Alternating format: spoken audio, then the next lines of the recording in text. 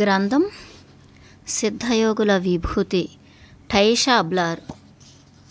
5th lesson బానిసత్వ స్థితి.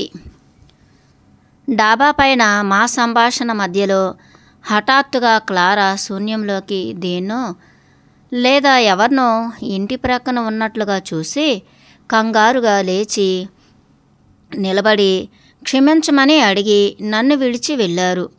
నేను ఆమె ఇంతవరకు చెప్పిన విషయాల ప్రాముఖ్యతను ఆలోచిస్తూ కూర్చుండిపోయాను. మళ్ళీ క్లారాను మర్నాడు బ్రేక్ఫాస్ట్ సమయంలో కానీ చూడలేదు. మేము మా ఉదయపు అల్పాహారంగా అన్నం కూరతో కలిపి తినడానికి కూర్చుంటుండగా నిన్న నేను గుహ నుంచి వెనక్కి రావడం గురించి క్లారాతో చెప్పాను. గుహ నుంచి ఇంటికి గల దూరం నిజంగా తక్కువేనన్న ఆమె మాటలతో అంగీకరించాను. మనం అక్కడకు వెళ్ళడానికి అంతా తిరిగి తిరిగి ఎందుకు వెళ్ళాం క్లారా? నేను అడిగాను.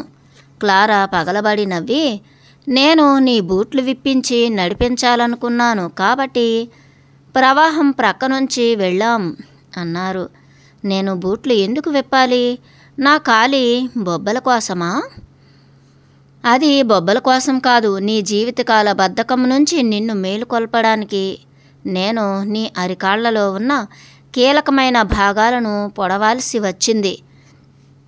లేకపోతే నువ్వు నా మాటలే విని ఉండేదానివి కాదు. ఇది అతిశయంగా లేదా క్లారా? మీరు నా పాదాలను పొడవకముందు కూడా వింటూనే ఉన్నాను. ఆమె తల పంకించి తెలుసన్నట్లుగా నవ్వుతూ, మనం అందరము ఒకే విధంగా అసంపూర్ణంగా పెరిగి వచ్చాము. మనకు అల్పమైన శీఘ్ర ఫలాలు పొందే అంశాలు మాత్రమే కావాలి తప్ప మరేం అక్కర్లేదు. మహిళామణులు అందరూ అదే కోవకు చెందుతారు అన్నారు. పునశ్చరణ చేసే వరకు మనం ఉన్నతంగా ఎదిగి రాలేం. మరి పునశ్చరణ గురించి చెప్పాలంటే క్లారా బాధతో కూడిన నా ముఖ కవళిక చూసి నవ్వారు.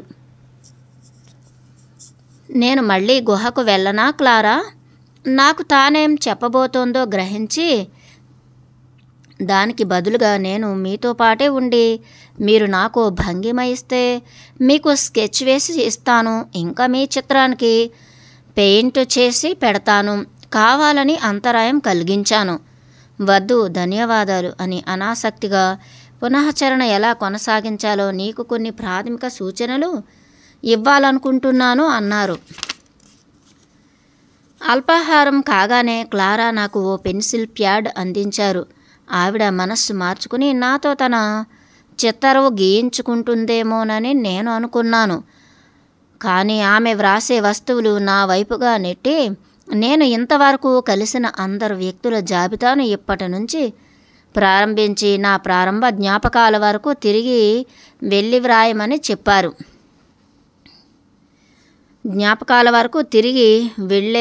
వెళ్ళి వ్రాయమని చెప్పారు. అది అసాధ్యం. నేను నీళ్లు నమిలాను. నేను ఈ భూమిపైకి వచ్చినప్పటి మొదటి రోజు నుంచి ఇంతవరకు ఎందరిని కలిశానో వారందరినీ ఎలా జ్ఞప్తికి తెచ్చుకోగలను? నాకు వ్రాయటానికి స్థలాన్ని ఇవ్వటం కోసం ప్లేట్లను ప్రక్కకు జరిపారు. కష్టం నిజమే, కానీ అసాధ్యం మాత్రం కాదు. పునశ్చరణలో ఇది అత్యవసరమైన భాగం. ఆ జాబితా మనస్సును లోబరుచుకోవడానికి మాతృకగా ఏర్పడుతుంది. పునశ్చరణ ప్రాథమిక దశలో 2 విషయాలు ఉన్నాయి అని ఆమె చెప్పారు. మొదటి జాబితా, రెండవది సన్నివేశం ఏర్పాటు. మొదటిది జాబితా, రెండవది సన్నివేశం ఏర్పాటు. అయితే సన్నివేశం ఏర్పాటులో ఏ జ్ఞాపకాన్ని వెలికి తేవాలో ఆ సంఘటనకు సంబంధించిన అన్ని వివరాలను దృశ్యీకరించుకోవడం. ఒకసారి అన్ని అంశాలు సరైన స్థానంలో గనుక ఉంటే ఒక దీర్ఘ ప్రక్షాళన శ్వాసను ఉపయోగించాలి. నీ తల ఒక ఫ్యాన్లాగా కదులుతూ ఆ సన్నివేశంలో ప్రతిదాన్ని కదిలించాలి అని తెలిపారు.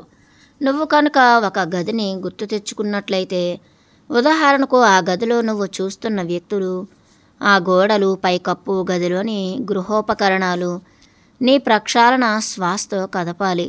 మరి నువ్వు వదిలిపెట్టిన శక్తి యొక్క చిట్ట చివరి చుక్కను కూడా గ్రహించేంత వరకు ఆపడానికి వీల్లేదు. నాకు ఎలా తెలుస్తుంది అది నేను చేస్తున్నప్పుడు? అడిగాను. తగినంత శక్తిని నువ్వు పొందినప్పుడు నీ శరీరం చెబుతుంది, హామీ ఇచ్చారు. గుర్తుంచుకో, పునశ్చరణ చేస్తున్న సన్నివేశంలో నువ్వు వదిలిపెట్టిన శక్తిని ఉచ్ఛ్వాసతోనూ ఇతరులు నీలోకి పంపుతున్న అన్యమైన శక్తిని నిశ్వాసతోనూ రెండు పూర్తిగా ఉద్దేశ్యపూర్వకంగా చేయాలి. జాబితాను తయారు చేసి పునశ్చరణ ప్రారంభించాలనే అత్యుత్సాహంతో నేను ఇంకేం ఆలోచించలేదు. అసంకల్పిత చర్య నా మనస్సును ఖాళీ చేయగానే ఈలోగా ఆలోచనల ప్రవాహం ముంచెత్తి నేను ఎక్కడి నుంచి మొదలు పెట్టాలో తెలుసుకోవడం అసాధ్యమయ్యింది. ముందుగా పునశ్చరణను గత లైంగిక చర్యపైన దృష్టి సారించి ప్రారంభించాలి క్లారా వివరించారు. లైంగిక చర్యపైన దృష్టి సారించి ప్రారంభించాలి క్లారా వివరించారు. అక్కడి నుంచే ఎందుకు ప్రారంభించాలి? అనుమానాస్పదంగా అడిగాను. అక్కడే మరి అత్యధిక శక్తి ఆకర్షించేది కాబట్టి మొదట మనం ఆ జ్ఞాపకాల నుంచి విముక్తులం కావాలి క్లారా వివరించారు. నేను నా లైంగిక సంబంధాలు అంత ప్రాముఖ్యమైనవిగా భావించట్లేదు. అదేం పెద్ద విషయం కాదు. నువ్వు చచ్చేంత విసుగుతో పైకప్పును చూస్తూ ఉన్నా, తారలను చూస్తున్నా, లేదా బాణసంచ పేలుళ్ళు చూస్తున్నా, వాడు ఇప్పటికే అతని శక్తిని నీలో వదిలి మరి నీదేమో టన్నుల కొద్దీ తీసుకుని వెళ్ళిపోయాడు అంది. ఆమె ప్రకటన వినగానే స్తబ్దుగా అయిపోయాను. నా లైంగిక అనుభవాలలోకి వెళ్ళడం అనేది ఇప్పుడు మరింత చేదు అనుభవంగా మారింది. నేను నా బాల్య స్మృతుల్లోకి వెళ్ళి జీవించటమే దురదృష్టకరం. మరిక పురుషులతో సంబంధాల గురించి అస్సలే అడగొద్దు. క్లారా నా వైపు చూసి తన కనుబొమ్మలు పైకెగరేశారు. దాంతోపాటు బహుశా మీరు నన్ను భద్రంగా ఉంచటం కోసం చేస్తున్నారేమో కానీ క్లారా, నేను మాత్రం అలా అనుకోను. నేను పురుషులతో ఏం చేసినా అది నా వ్యక్తిగత వ్యవహారం పెడసరిగా అన్నాను. క్లారా శ్రద్ధగా తలాడించి, ఆ పురుషులు నీ నుంచి ఆహారం తీసుకోవటం కొనసాగించి నీ శక్తిని లాగేసుకోవటం నీకు ఇష్టమేనా? నువ్వు ఎంత శక్తివంతం అవుతుంటే వాళ్ళు కూడా అంత శక్తివంతులు అవటం నీకు ఇష్టమేనా? జీవితాంతం వాళ్ళకి ప్రధాన శక్తి వనరుగా ఉండిపోవాలని అనుకుంటున్నావా అని అడిగారు. జీవితాంతం వాళ్ళకి ప్రధాన శక్తి వనరుగా ఉండిపోవాలని అనుకుంటున్నావా అని అడిగారు. లేదు, నీకు అసలు లైంగిక చర్య యొక్క ప్రాముఖ్యత కానీ లేదా పునశ్చరణ యొక్క పరిధి కానీ సరిగ్గా అర్థమైనట్లు నేను భావించట్లేదు గంభీరంగా అన్నారు క్లారా. పురుషుల ఏ వ్యవహారం వల్ల వారి శక్తి వనరు నేను అయి ఉంటూ వారిని మరింత శక్తివంతం చేస్తున్నాను? నేను ఎవ్వరికీ శక్తి మూలాన్ని కానీ శక్తి ప్రదాతను కానీ కాదు. నేను మీకు హామీ ఇస్తున్నాను. ఆమె చిరునవ్వు నవ్వి తాను బలవంతంగా గొడవకు నాంది పలికి ఒక పొరపాటు చేశానని నన్ను భరించు అని వేడుకున్నారు. నేను ఎంచుకున్న ఈ నమ్మకాన్ని అందరూ సమర్థిస్తారు. నువ్వు పునశ్చరణలో ముందుకు పురోగమించే కొద్దీ నేను నీకు నా నమ్మకం యొక్క పునాది గురించి చెప్తాను. ఇది నేను బోధించబోయే కళలో ముఖ్యమైన అంతర్భాగం కాబట్టి చెప్పింది చేయటానికి ప్రయత్నించు అంది. ఒకవేళ మీ వాదన ప్రకారం అంత ముఖ్యమైనదే అయినట్లయితే క్లారా, బహుశా మీరు ఇప్పుడే దాని గురించి చెప్తే మంచిదనుకుంటున్నాను. పునశ్చరణలో మరింత పురోగమించే ముందే నేనేం పొందబోతానో నేను తెలుసుకోవాలనుకుంటున్నాను అన్నాను. సరే, అలాగే, నువ్వెంత పట్టుబడితే తల ఊపుతూ అన్నారు. ఆవిడ మా మగ్స్లోకి కామోమిల్ టీ పోసి తన కప్పులో ఓ చెంచా తేనెను కలుపుకున్నారు. ఒక సాధకుని జ్ఞానోదయానికి కృషి చేసే గురువులా అధికార స్వరంతో ఆమె వివరించారు. సామాజిక పురోగతిలో పురుషుల కంటే కూడా స్త్రీలే అసలైన మద్దతుదారులు. మరి ఈ పాత్రను సమర్థవంతంగా పోషించటానికి ఒకే తీరుగా ప్రపంచంలో స్త్రీలందరూ పురుషులు సేవలో నిమగ్నమైపోయారు. ఒకవేళ ఓ మహిళను బానిసత్వ బంధనాలలో అనగద్రొక్కినా లేదా వారిని గౌరవించి ప్రేమించినా ఎలా చూసినా దానిలో తేడా ఏమాత్రం ఉండదు. వారి ప్రధాన ప్రయోజనం మరి గతి మాత్రం ఎప్పటికీ ఒక్కటే అయి ఉంటుంది. పిల్లలను కని పెంచి పోషించటం, పెద్దలకు ఆశ్రయం కల్పించటం లేదా పురుషుడి సేవ కోసం అని ఆమె ఒత్తి పలికారు. క్లారా ఆమె వాదనను అంగీకరిస్తున్నానా లేదా అని అంచనా వేయడానికి ఆగి నన్ను చూసినట్లు అనిపించింది. అయితే లోపల అంగీకరించినా తాను ముందుగా చెప్పినది మొత్తం తప్పు కావచ్చు అన్నట్లు పైకి ధైర్యంగా ఎదుర్కొన్నాను. కొన్ని విషయాల్లో మాత్రం అది నిజమై ఉండవచ్చు, కానీ మీరు అందరూ మహిళలకు అదే ప్రక్షాళన పద్ధతులు అమలు చేయగలరని నేను అనుకోవడం లేదు అన్నాను. క్లారా తీవ్ర స్థాయిలో విభేదించారు. స్త్రీల బానిసత్వ స్థితి యొక్క ఉద్దేశ్యంతో చూస్తే చాలా క్రూరమైనది. అయితే ఇది సామాజిక కోణంలో చూసినప్పుడు ఆ విధంగా ఎన్నడూ కనిపించదు. కేవలం మౌలిక జీవ సంబంధమైన అవసరంలాగే అనిపిస్తుంది. ఒక్క నిమిషం ఆగండి క్లారా, మీరు ఎందుకు అలా అనుకుంటున్నారు? నేను నిరసనగా అడిగాను. ప్రతి జాతికి కూడా తరతరాలు కొనసాగించడానికి జీవ సంబంధమైన అవసరాలు ఉంటూ ఉంటాయి. అత్యంత సమర్థవంతమైన మార్గంలో స్త్రీ పురుష శక్తుల విలీనం జరగటం కోసం ప్రకృతి కూడా ఉపకరిస్తుంది. మానవ పరిధిలో శృంగారం యొక్క ప్రధాన కార్యం పునఃసృష్టి అయినప్పటికీ ఇంకో రహస్య కార్యం కూడా ఉంది. అదే స్త్రీ నుంచి శక్తి ప్రవాహం పురుషునికి నిరంతరంగా కొనసాగుతూ ఉండడం. క్లారా పురుషులనే ఎందుకంత వత్తిపలికి చెబుతున్నారో కనుక్కోవడానికి మీరు ఏకపక్షంగా ఎందుకు ఆరోపిస్తున్నారు? శృంగారం అనేది స్త్రీ పురుషులిరువురి మధ్య సమాన శక్తి మార్పిడి కాదా అన్నాను. కానే కాదు, ఆమె దృఢంగా పలికారు. పురుషుడు తన ప్రత్యేకమైన శక్తి తంతువులను స్త్రీ యొక్క శరీరంలో విడిచిపెడతాడు. అవి ప్రకాశవంతమైన ఆంత్ర పరాన్న జీవుల్లా ఆమె గర్భంలో తిరుగాడుతూ ఆమె శక్తిని పీల్చివేస్తూ ఉంటాయి. ఇది వింటుంటే చాలా క్రూరంగా అనిపిస్తోంది. ఆమెతో పరిహాసంగా అన్నాను. ఆమె పూర్తి తీవ్రతను వివరణలతో సహా కొనసాగించారు. ఆ శక్తి తంతువులను విడిచిపెట్టడానికి గల కారణం మరింత క్రూరంగా ఉంటుంది. ఆమె నా ఎగతాళిని విస్మరిస్తూ అన్నారు. స్థిరమైన అఖండమైన శక్తి సరఫరా వాటిని నిక్షేపించబడిన పురుషునికి చేరుకుంటుంది. స్థిరమైన అఖండమైన శక్తి సరఫరా వాటిని నిక్షేపించబడిన పురుషునికి చేరుకుంటుంది. శృంగారం ద్వారా ఏర్పాటు చేయబడిన ఆ శక్తి తంతువులు ఆ స్త్రీ శరీరం నుంచి శక్తిని సేకరించి సంగ్రహించి వాటిని వదిలిపెట్టిన పురుషునికి ప్రయోజనం చేకూరుస్తాయి. క్లారా చాలా పట్టుదలగా తాను చెప్పాలనుకున్నది చెప్తుంటే నేను అపహాస్యం చేయలేకపోయాను. అంతేగాక నేను కూడా దీన్ని తీవ్రంగా పరిగణించాను. వింటూ ఉంటే నా అపహాస్యం కాస్త అయోమయంగా మారింది. మీరు చెప్పేది ఒక్క నిమిషం కూడా అంగీకరించలేను క్లారా అన్నాను. కానీ నాకు తెలుసుకోవాలని ఆసక్తిగా ఉంది. ఈ అర్ధరహితమైన భావన ఎలా మీ దగ్గరకు వచ్చింది? దీన్ని గురించి మీకు ఎవరైనా చెప్పారా అని అడిగాను.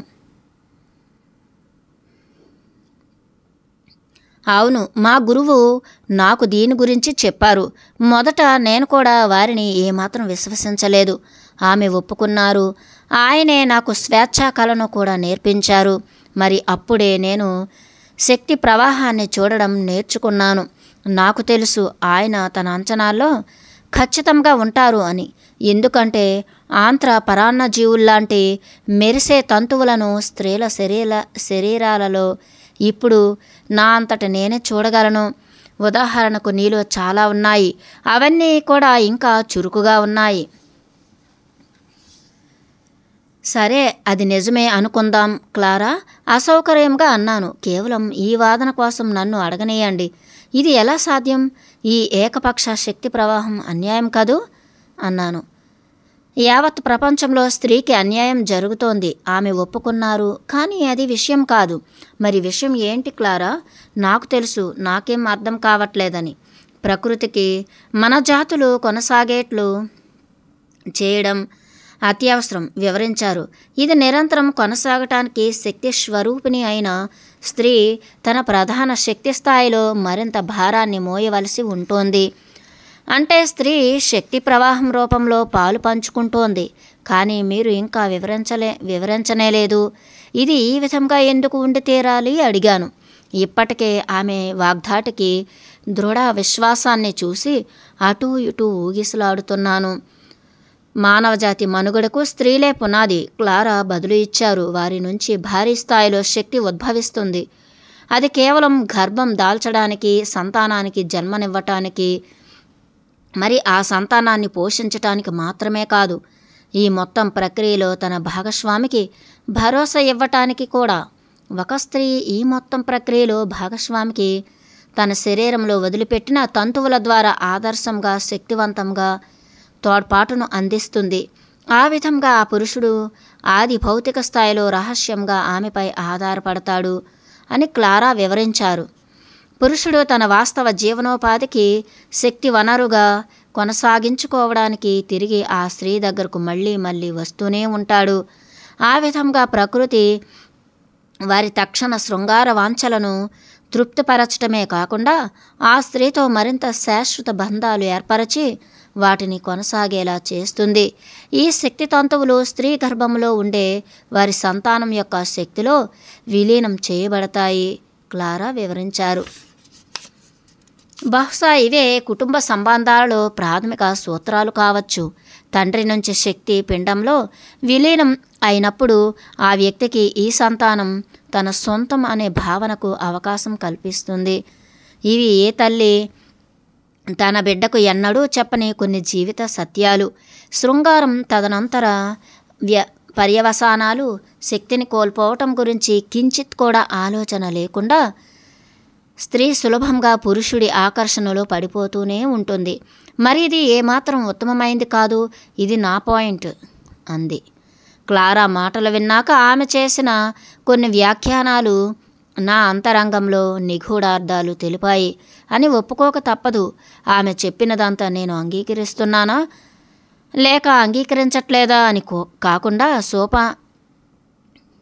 కాకుండా సాహసోపేతంగా, మేధోపరంగా, నిష్పక్షపాతంగా దానిని గురించి మరింతగా ఆలోచించి విశ్లేషించుకోమని కోరారు.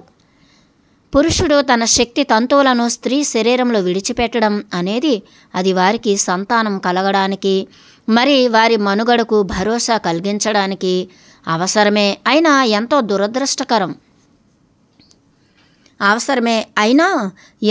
దురదృష్టకరం. అయితే 10 లేదా 20 మంది పురుషుల శక్తి తంతువులు ఆమెలోని తేజస్సునంతా పీల్చేయడం ఎవ్వరూ భరించలేరు. ఒక స్త్రీ ఏనాటికి తల పైకెత్తుకోలేదంటే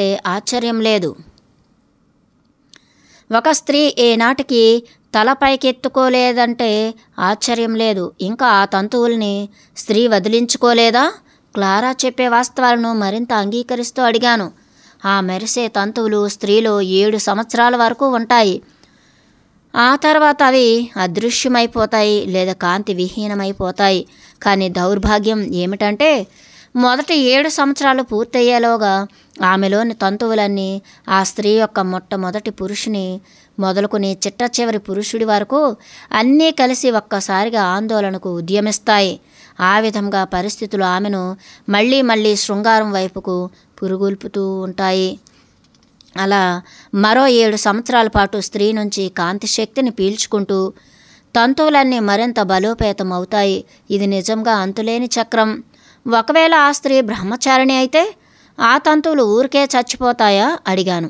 అవును, ఒకవేళ ఆమె 7 సంవత్సరాల పాటు తట్టుకోగలిగితే. కానీ ఈ రోజుల్లో, ఈ వయస్సులో అది దాదాపు అసాధ్యం. ఒక్క స్త్రీ బ్రహ్మచారిణిగా ఉండటం అనేది కేవలం ఓ సన్యాసినిగా మారితేనో లేదా సంపన్నురాలైతేనో తప్ప. అంది. అప్పటికీ కూడా ఆమె ఇంకా ఒక విభిన్నమైన హేతువుగా ఉంటుంది. అలా ఎందుకని క్లారా? ఎందుకంటే స్త్రీకి శృంగారం జీవ సంబంధమైన అవసరమే కాకుండా సామాజిక నిర్బంధం కూడా.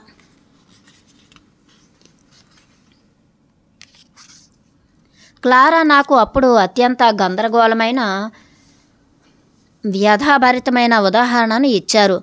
అదేమిటంటే అదృశ్యంగా ఉన్న శక్తి ప్రవాహాన్ని చూడలేకపోతున్నందువల్ల మనం అనవసరంగా ప్రవర్తన నమూనాలను లేదా భావోద్వేగ భాష్యాలను ఈ కనిపించని శక్తి ప్రవాహంతో శాశ్వతంగా ముడిపెడతాం. ఉదాహరణకు, ఈ సమాజంలో స్త్రీ తనను వివాహం చేసుకోమని కోరటం లేదా కనీసం తనను తానే పురుషునికి అర్పించుకోవటం అనేది ఓ అపరాధం. ఇది తప్పు. కాబట్టి స్త్రీ తనలో పురుషుని వీర్యం పొందే వరకు అనుభూతిని చెందదు. ఇది తప్పు. కాబట్టి స్త్రీ తనలో పురుషుని వీర్యం పొందే వరకు అనుభూతిని చెందదు. పురుషుని శక్తి తంతువులు స్త్రీకి ప్రయోజనాన్ని ఇచ్చే మాట నిజమే. ఆ తంతువులే వారి వారి భౌతిక జీవన బాంధవ్యాల గమ్యాన్ని చేరడానికి ఇంకా వారి సంతానాన్ని మరి ఆ పురుషుడిని పోషించేలా చేస్తాయి. కానీ మానవులు తగినన్ని తెలివితేటలు కలిగి ఉన్నారు. తమ పునరుత్పత్తి అవసరాలు నెరవేరటం కంటే ఇంకా ఎక్కువగా డిమాండ్ చేసుకుంటున్నారు. ఉదాహరణకు, చైతన్య వికాసం చెందటం అనేది పునరుత్పత్తితో సమానం లేదా అంతకన్నా మరింత అత్యవసరం. అయితే ఈ సందర్భంలో స్త్రీ మేలుకొలుపు శక్తివంతమైన పునరుత్పత్తిలో ఆమె నిజమైన పాత్ర అనివార్యమైంది. ఈ సందర్భంలో స్త్రీ మేలుకొలుపు శక్తివంతమైన పునరుత్పత్తిలో ఆమె నిజమైన పాత్ర అనివార్యమైంది. ఆమె తన వాదనను వ్యక్తిగత స్థాయిలో మరింత తీవ్రంగా పరిగణిస్తూ, మా అమ్మ కూడా సమాజంలోని అందరూ స్త్రీలలాగే ఒక తల్లిగా తన ప్రాథమిక బాధ్యత నన్ను పెంచి తగిన వరుణ్ణి చూసి కట్టబెట్టేస్తే నాకు బ్రహ్మచారిణి అనే నింద రాకుండా ఉంటుందనుకునేది అన్నారు. మా అమ్మ దాన్ని ఏ పేరుతో పిలుచుకున్నా నేను నిజంగా ఒక జంతువులాగా సెక్స్ చేయడానికే పెంచబడ్డాను. అందరూ స్త్రీలాగానే నువ్వు కూడా బలవంతంగా సమర్పించుకునేలాగా వంచబడ్డావు. మరింత విచారకరమైన విషయం ఏమిటంటే ఇందులో నువ్వు ఏమాత్రం ఉద్దేశం లేకుండా ప్రకృతి సహజ నమూనాల్లో ఇరుక్కున్నావు. ఆమె వ్యాఖ్యలు నన్ను వ్యధాభరితం చేస్తుంటే భయంతో తత్తరపడుతూ నవ్వాను. క్లారా మాత్రం ఇబ్బంది పడలేదు. బహుశా ఇదంతా నిజమే. క్లారా దిగులు కనిపించకుండా ప్రయత్నిస్తూ నేను అన్నాను.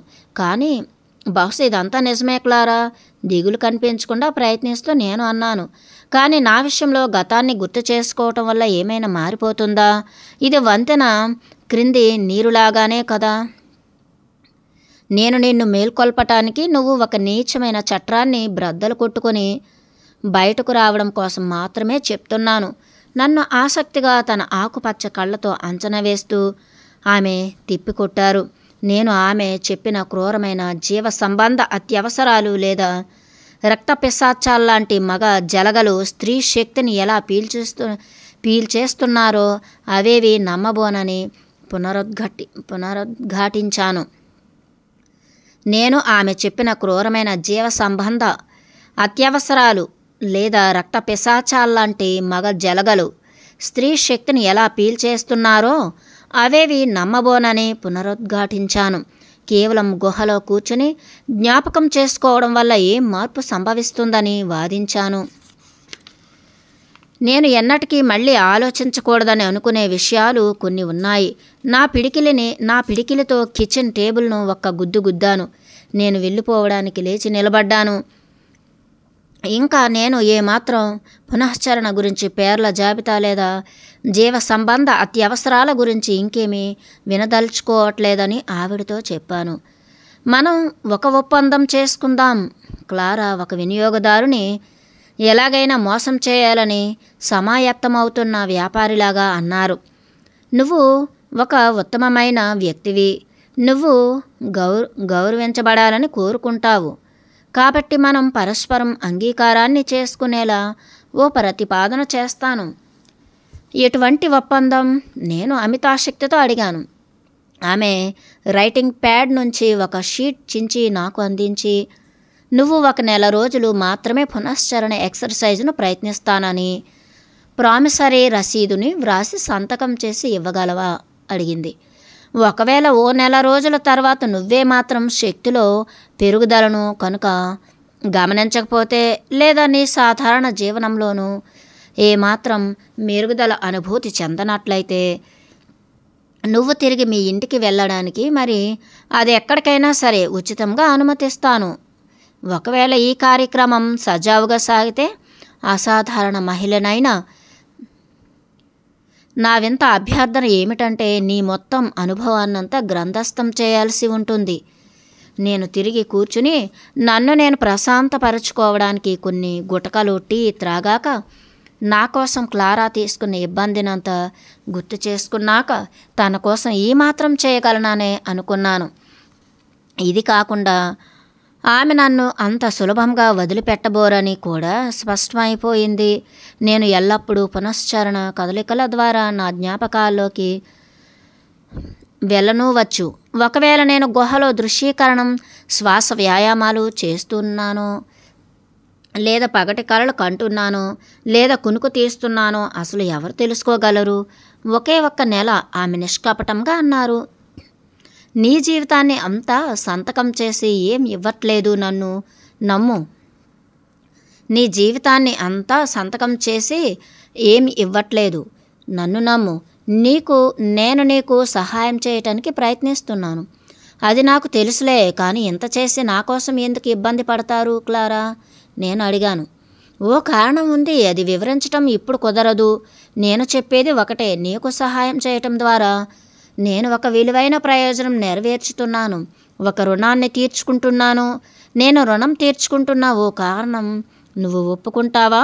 నేను పెన్సిల్ తీసుకుని వాచర్ వ్రాస్తుంటే క్లారా ఆశావహంగా నన్ను చూశారు. 1 నెల రోజుల సమయం గురించి మున్ముందు ఏ గందరగోళం రాకుండా ఉండడానికి కావాలని వ్రాసాను. పేర్ల జాబితా పొందుపరిచే సమయం కాకుండా నెల రోజుల సమయం అని వ్రాయమని ఆవిడ బేరమాడారు. నేను ఆ అనుబంధ కాలానికి అంగీకరించి ఒడంబడిక తయారు చేశాను. అప్పుడు నా ఉత్తమ తీర్పుగా క్రింద సంతకం చేశాను.